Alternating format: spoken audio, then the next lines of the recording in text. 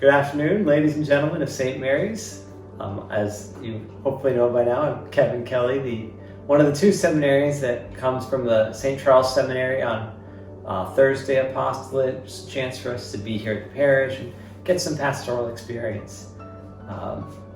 Got a chance to meet some of you over the 40 hours we just celebrated this past Tuesday.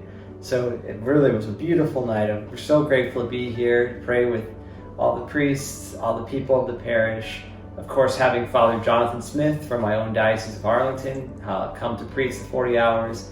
Really was a lovely, beautiful time for us to come together and to worship our Lord in the most blessed sacrament.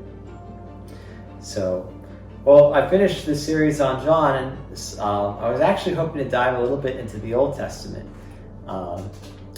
Just a little bit about myself. Ever since I was little, we had Bibles in the house, and I would just pick one up and read them. And I found that, the Bibles actually, they kind of have these interesting stories. Plus, they related to the faith, so it's like, I should probably read these stories and get to know these stories about my faith.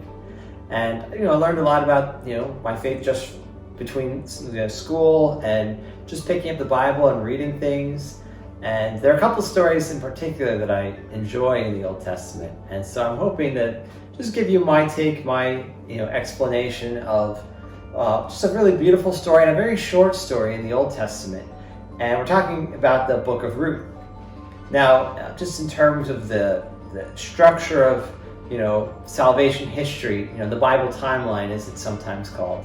We've already been through the time of the patriarchs, Abraham, Isaac, and Jacob. We've already, the Israelites have already gone down to Egypt and have been brought out of Egypt through the workings of the Lord through Moses. And then finally the people have come into the promised land under the leadership of Joshua. And so we're in that time frame where the Israelites are relatively new to the promised land. Joshua has led them into the conquest of the land and instructed them to stay faithful to the Lord throughout the time. And that's where our story picks up. So just one other thing that may be helpful to know, we're going to start off not in the promised land, not in the land of Canaan, but actually in a place called Moab. Moab is one of the several nations that actually border the land of Israel, especially in the Old Testament. What's interesting about Moab, along with Edom and Ammon, which are the other two nations that kind of border the Holy Land, are that they are basically they're blood relatives, very distant blood relatives of the Israelites. Edom, that's another name for Esau. So Edom is basically named after Jacob's brother, Esau. So the Edomites are the descendants of Esau. Whereas Moab and Ammon are basically the children of Lot, who was the nephew of Abraham. So whenever we deal with Ammon, Moab, or Edom, we're dealing with people who, in one sense, are foreigners because they do not belong properly to the Israelites. But in another sense, they are relatives of the Israelites. So, throughout the Old Testament, we kind of get mixed messages about them. In this book, however, the Moabites, as you will see, have a very positive portrayal. And so I just want to give you some context of the Moabites are sort of like very distant relatives, almost like an estranged part of the family, as it were. So the book of Ruth picks up. In most Bibles, you'll find it after the book of Judges. And in fact, the book itself says, in the time of the Judges. So that kind of helps put that, positioning of the book. So hopefully all that introductory material is helpful to you because it's helpful to know the context of things, but the heart of what I want to share is the story. So I'm going to try to cover chapters 1 and 2 of the book of Ruth. And at the very beginning of the book, as I already mentioned, we are in the time of the Judges. And there is a man named Elimelech and his wife Naomi. Now they live in Bethlehem of Judah. There's a great famine at one point in their life there. And so they decide that they're going to move to another place where there's more food. So they move away from Bethlehem and they go to the land of Moab.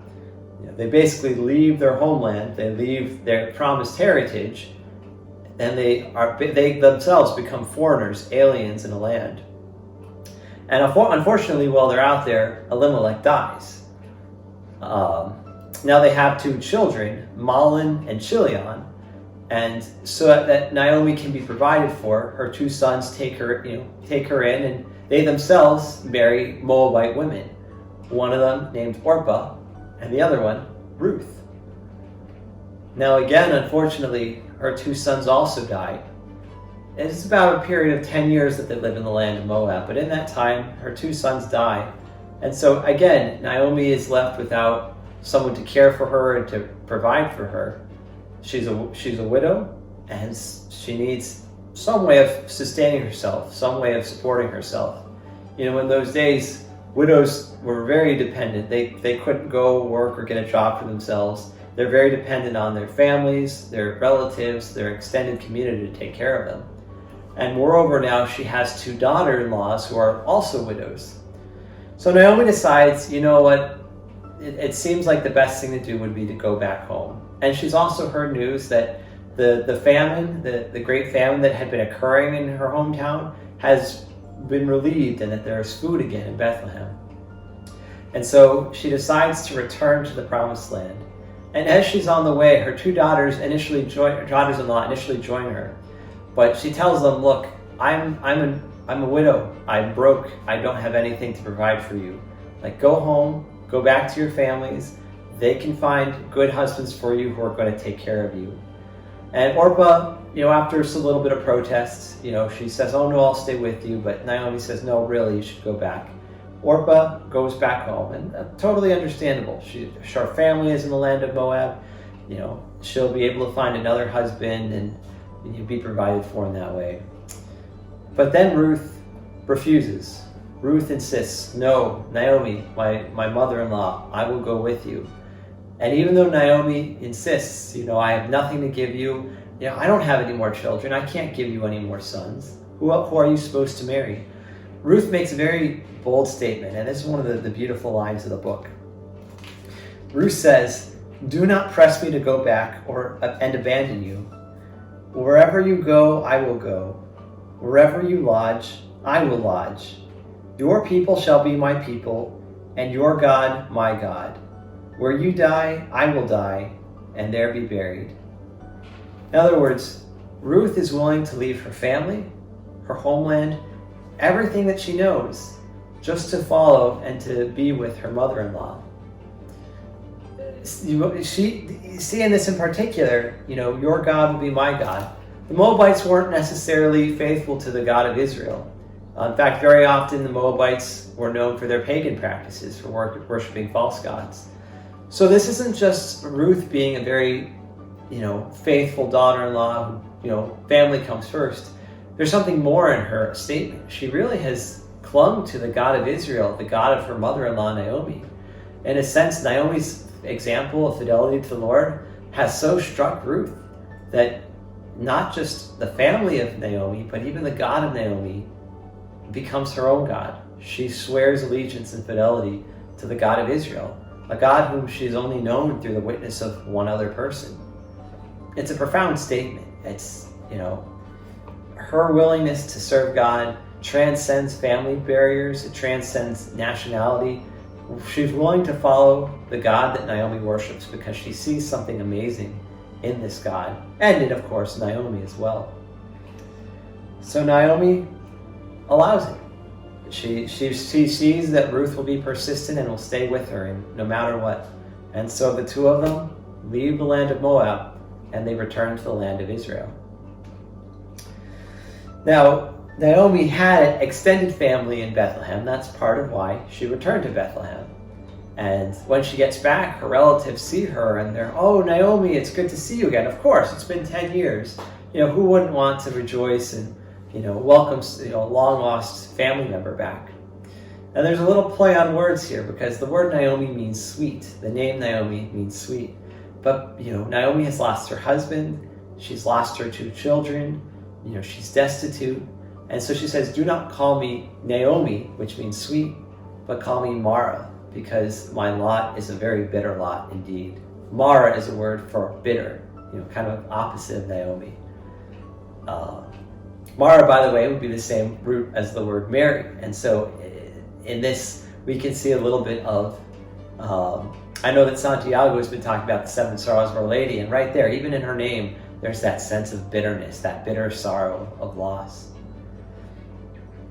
And so we are here back in the land of Promised Land, land of Israel, and we're in Bethlehem of Judah. And yes, if you're thinking, I've heard of Bethlehem of Judah before, don't worry.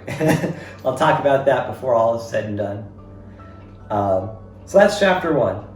Moving on to chapter 2, Naomi asks Ruth, can you go and gather food for us?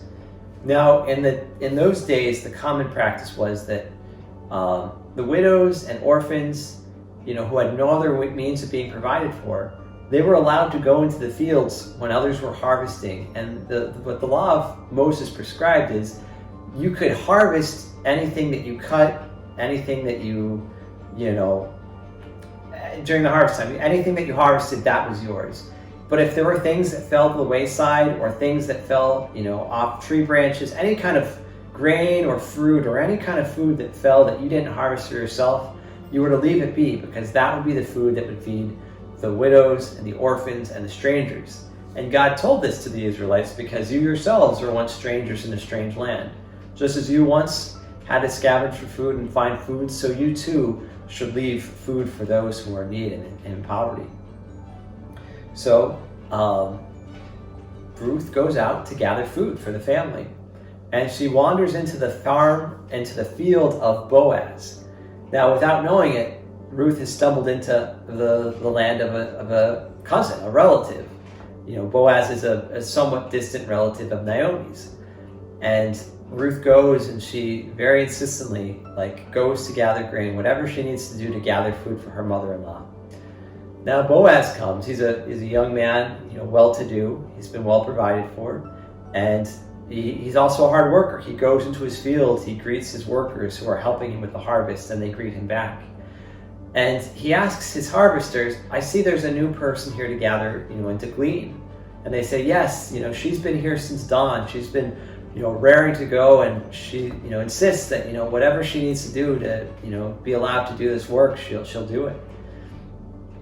And Boaz recognizes her. He saw her come back to town when he saw his cousin Naomi come back. And so he goes to her and tells her, "Stay here in my field. Don't go to other fields. I know the work that you've done to take care of your mother-in-law and to be faithful to her, that you've left your people, that you've left your land." And he does more than that. In fact, he's very tender with her, very gentle with her. At lunchtime, he gives her food from her own rations.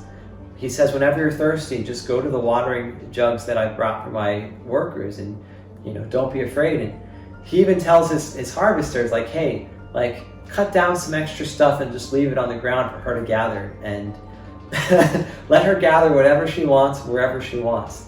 He sees, her fidelity, her faithfulness to the Lord, her faithfulness to her mother-in-law, and he himself, he knows how he's been blessed. He understands the law of Moses, teaches generosity to strangers and to foreigners, and he knows Ruth is a foreigner in a foreign land, and so he's very kind, he's very gentle to her.